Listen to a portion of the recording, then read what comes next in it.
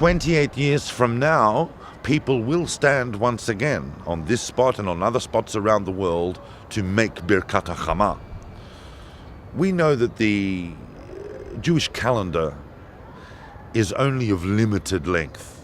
We know that, first of all, we only have a calendar that goes up to the year 6000 effectively, and that in that calendar are built certain inconsistencies that constantly drift the calendar away from where it's meant to be. This is because the sages of Israel always knew that that calendar would not be a permanent thing.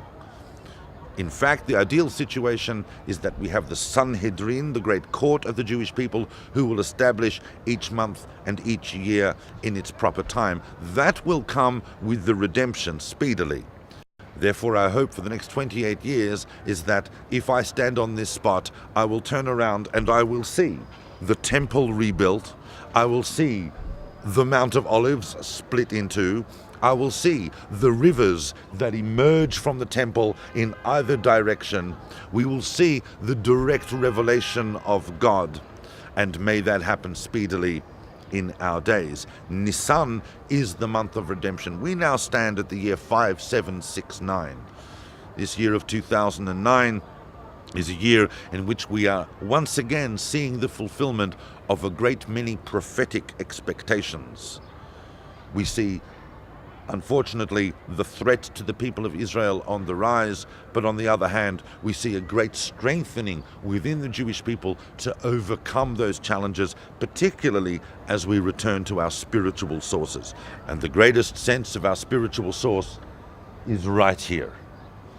And I mean in the land of Israel, in the city of Yerushalayim, where we may once again perceive the sun to rise over the Beit HaMikdash, which needs to be the center of peace for the whole world, something that all nations will acknowledge as that very symbol of peace, marking the role and destiny of the Jewish people and of all humanity in the world in which God is fully revealed, and in which the center of whose value is the dignity of all humanity.